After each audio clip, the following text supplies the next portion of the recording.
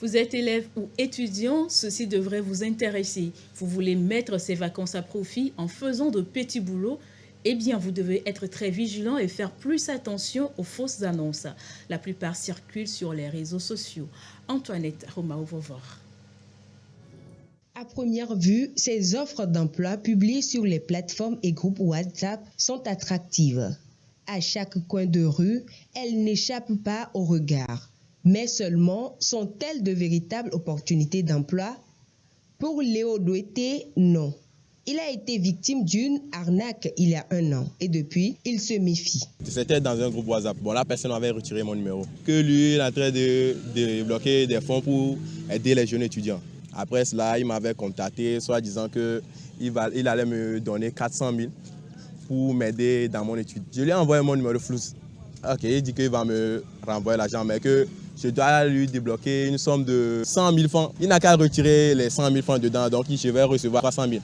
Donc là, il m'a bloqué. Tu ne sais pas faire, c'est toi qui vas devenir perdant, quoi. Rien n'arrête certains arnaqueurs. Attirer les chômeurs avec de fausses offres d'emploi, leur faire miroiter une embauche et leur demander de l'argent.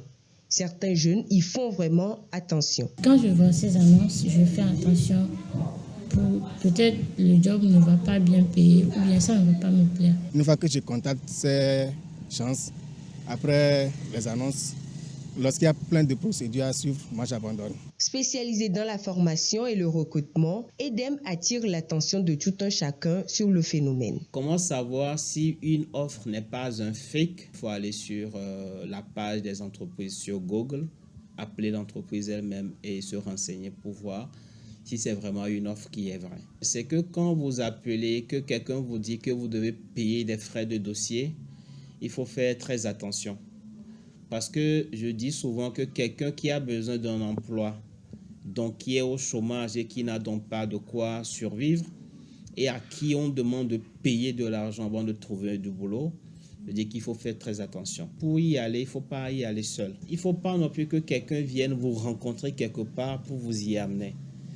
Il faut donner l'indication, il faut envoyer la localisation, il faut repérer l'entreprise par rapport à une station, à une école, à un hôpital ou quelque chose qui est public que tout le monde connaît. Job de vacances, oui. Mais il faudra connaître les bonnes adresses et les bons sites. Il va falloir sensibiliser sur les canaux ou les bons canaux via lesquels il faut trouver les bons emplois qui ne sont pas des arnaques et aussi voir dans quelle mesure est-ce qu'on peut